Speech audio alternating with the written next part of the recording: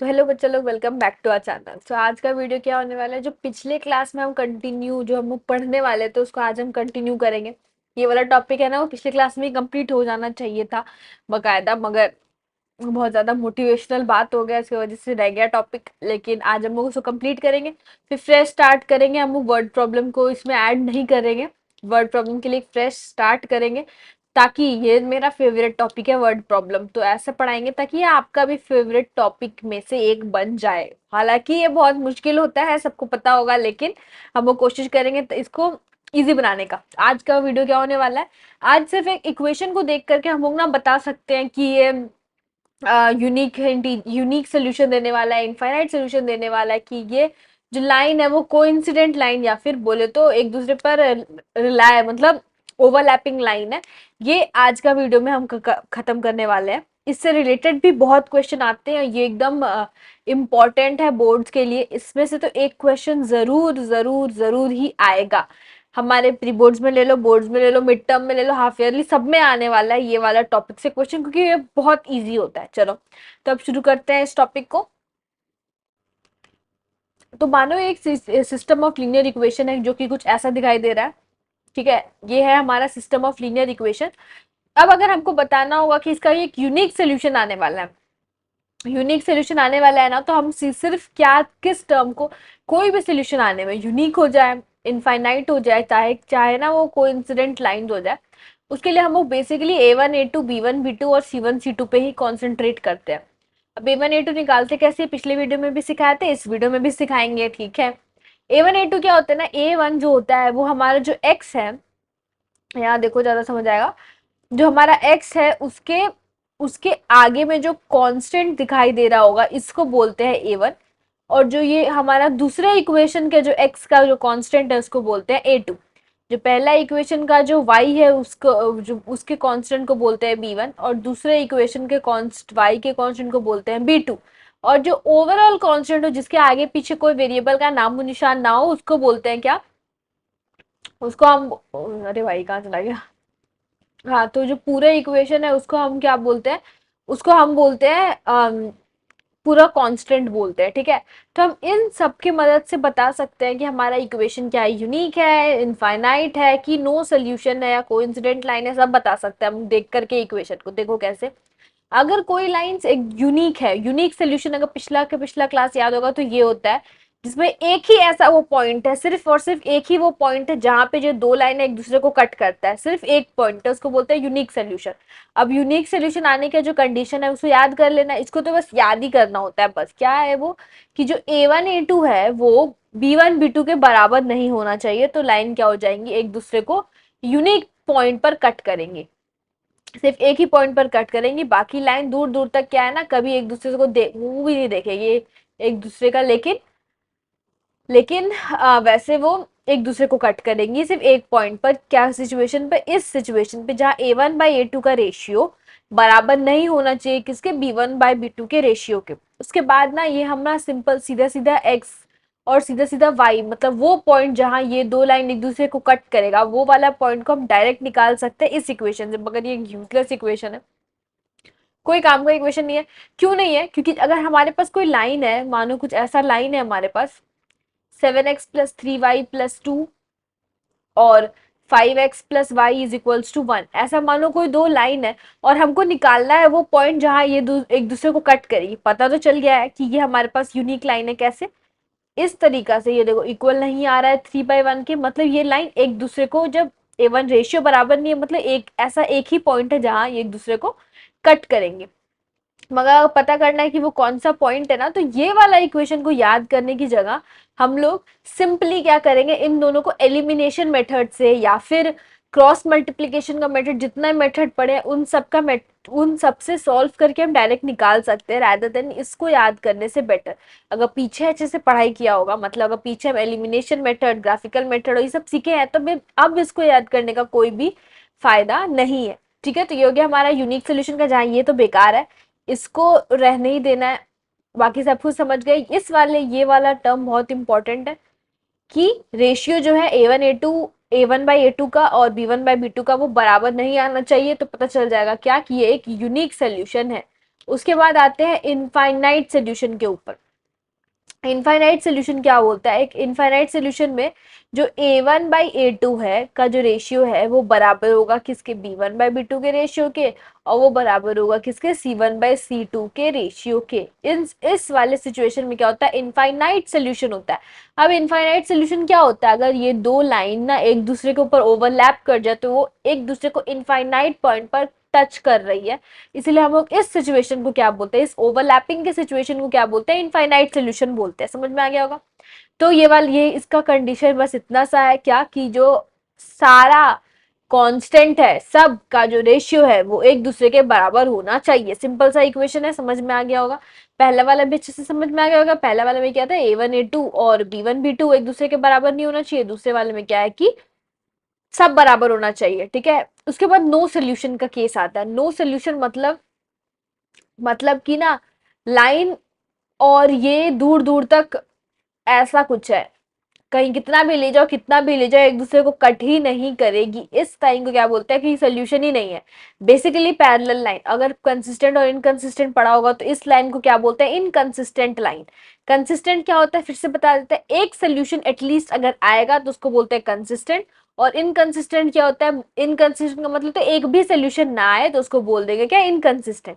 अगर इनकंसिस्टेंट लाना है तब a1 a2 तो एक दूसरे के बराबर होना चाहिए, लेकिन c1/c2 का जो a1/a2 का जो रेशियो है वो b1/b2 के रेशियो के बराबर तो होना चाहिए, लेकिन c1/c2 के रेशियो के बराबर नहीं होना चाहिए। ये है इसका इक्वेशन। तो पहले एक बार हम फिर से समराइज कर लेते हैं जो हम पढ़े अभी तक। क्या, अगर a1/a2 का रेशियो बराबर नहीं है b1/b2 के रेशियो के, तो इस सिचुएशन में जो हमारा आएगा उसको बोलते हैं क्या, यूनिक सोल्यूशन।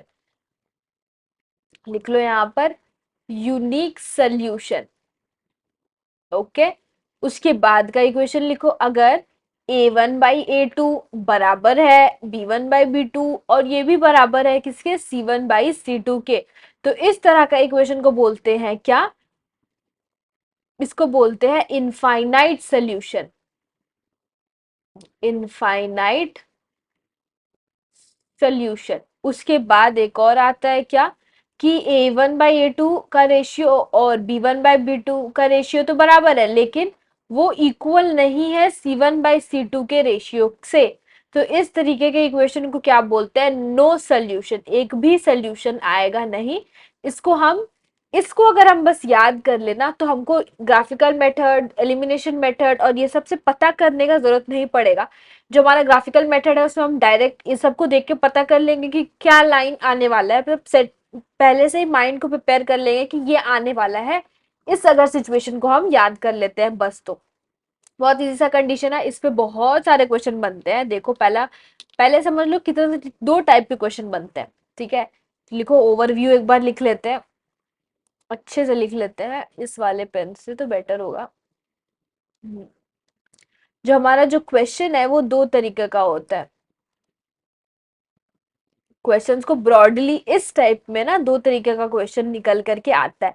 पहला जो क्वेश्चन है वो होता है ना, शो डैट वाला question. show that the line is infinite solution, show that the line has unique solution, show that the line has no solution। show that वाले टाइप के क्वेश्चन। और एक और तरीका का क्वेश्चन होता है जिसको हम बोल, जिसमें ना फाइंड द वैल्यू निकाल पता करना होता है, फाइंड द वैल्यू ऑफ के। फाइंड द वैल्यू ज्यादातर के ही होता है। फाइंड द वैल्यू वाला क्वेश्चन आता है, ठीक है। शो डैट वाला क्वेश्चन और एक फाइंड द वैल्यू टाइप का क्वेश्चन, हम दोनों इस वाले लेक्चर में क्या करें, इनकल्परेट कर चुके हैं। आगे बढ़ते हैं। हाँ, देखो, अब इस वाले में क्या है दिखाई दे रहा होगा, शो डैट वाला क्वेश्चन है, ओके। फिर क्या दिखाई दे रहा होगा, शो डैट वाला क्वेश्चन है। अब अंतर क्या है दीदी, एक टाइप का क्वेश्चन तो लेंगे नहीं, यहाँ यूनिक सोल्यूशन शो करना है। अगला वाला में इनफाइनाइट, उसके बाद फाइंड द वैल्यू ऑफ के पता करना है, दो क्वेश्चन, ठीक है। उसके बाद आज का सेशन होगा एंड। चलो अब देखो, ये वाला जो शो डैट का क्वेश्चन है उसमें कैसे जल्दी करेंगे, 6 मिनट ही बचा है। एक्सप्लेन करने में इतना टाइम लग जाता है ना कि टाइम ही खत्म हो जाता है। अब देखो, 2x + 5y = 17 और 5x plus 3y is equals to 14। तो पिछले क्लास वाला जो स्टेप नंबर 1 था ना, ये इधर का भी स्टेप नंबर 1 वही है। क्या? सारे टर्म्स को एक तरफ लेकर के जाना है। -17 और -14 is equals to 0 is equals to 0। सारे टर्म को एक तरफ लेकर के जाना है, इसमें भी वही चीज करना है। चलो कर दिया। उस उसके बाद वाला में अब देखो दिखाना क्या है, शो क्या करना है। करना है शो कि एक यूनिक सोल्यूशन आता है, यूनिक सोल्यूशन आने वाला है। उसके बाद सोचो कि यूनिक सोल्यूशन में क्या आने, यूनिक सोल्यूशन का हमारा जो क्राइटेरिया था वो क्या था। तो उसके लिए हमको क्या करना होना चाहिए, उसको लिख देते हैं। फॉर यूनिक सोल्यूशन, एक यूनिक सोल्यूशन आने के लिए A1/A2 का रेशियो बराबर होना चाहिए, नहीं किसके, B1/B2 के रेशियो के बराबर नहीं होना चाहिए यूनिक सोल्यूशन लाने के लिए। तो उसी तरीका से करेंगे। अब लिख देंगे, अरे अरे एक सेकेंड, अब लिख देंगे इधर LHS, जहां हम लोग यहाँ LHS सॉल्व करेंगे और यहाँ हम लोग सॉल्व करेंगे क्या, RHS। अब LHS क्या है देखो, LHS है A1/A2, A1/A2। अब A1 A2 क्या है देखो, A1 दिखाई दे रहा होगा यहाँ से 2 और यहाँ से दिखाई दे रहा होगा 5, B1 B2 भी दिखाई दे रहा होगा 5 और यहाँ से दिखाई दे रहा होगा क्या, 3। तो लिख देंगे 2/5। और RHS के क्या है, RHS जो है हमारा क्या है, B1/B2 है, वो किसके बराबर है, 5/3। तो साफ दिखाई दे रहा होगा 2/5 इज नॉट इक्वल टू 5/3। ये तो समझ आई क्या होगा। Hence hence this equation has unique solution।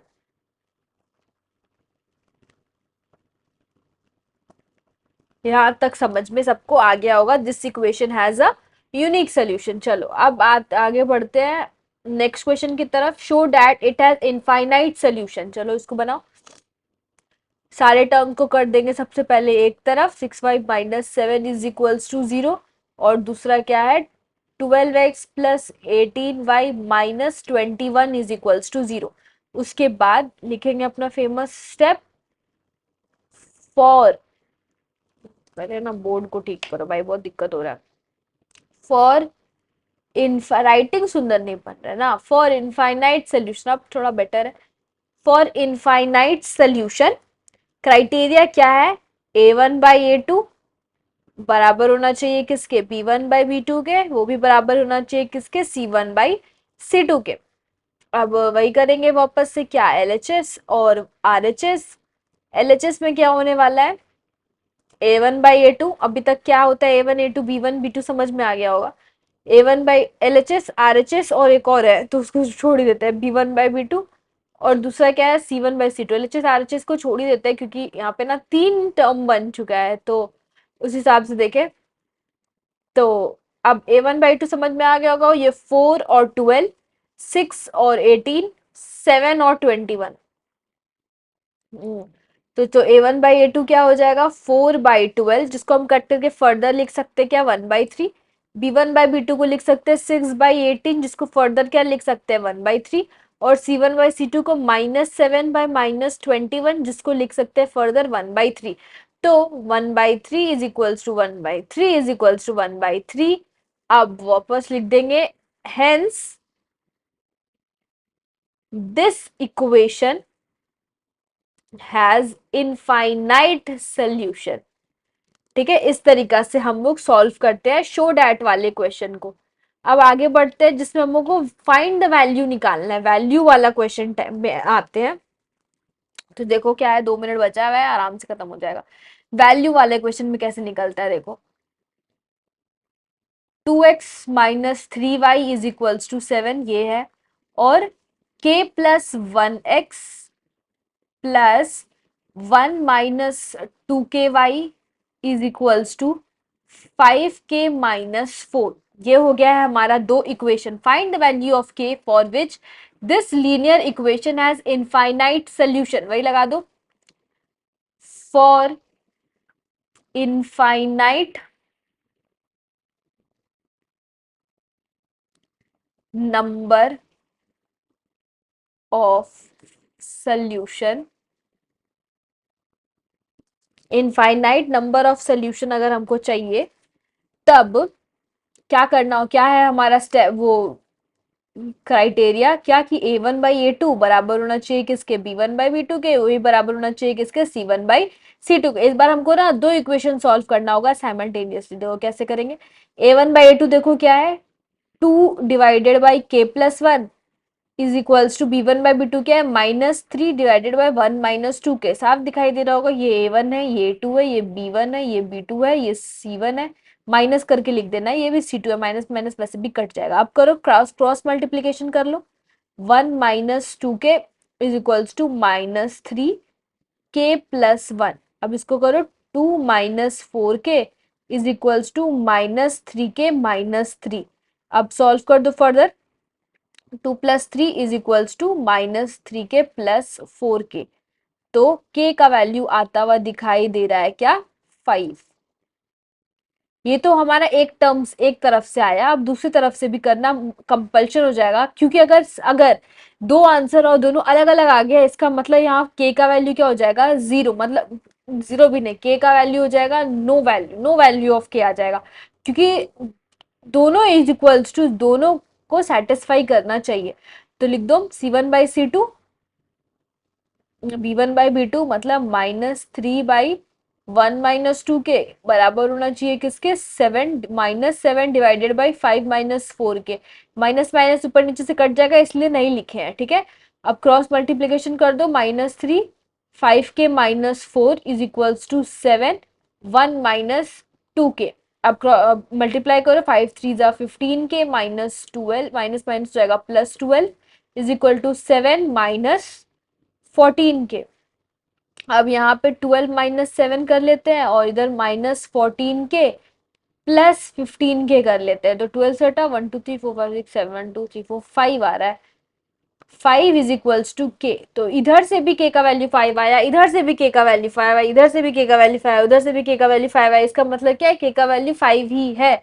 So value of के इज इक्वल्स टू 5। अब इसको हम कर देते हैं अंडरलाइन। के का वैल्यू क्या आने वाला है, 5, क्योंकि वो यहाँ से भी और यहाँ से भी सेम आ गया। अगर सेम नहीं आता, ध्यान से सुनो, अगर सेम नहीं आता तो हम लोग को क्या करना होता ना, मान ले, जो हम लोग बोल देते कि यहाँ के का वैल्यू कुछ नहीं आएगा, नो सोल्यूशन ऑफ के आने वाला है।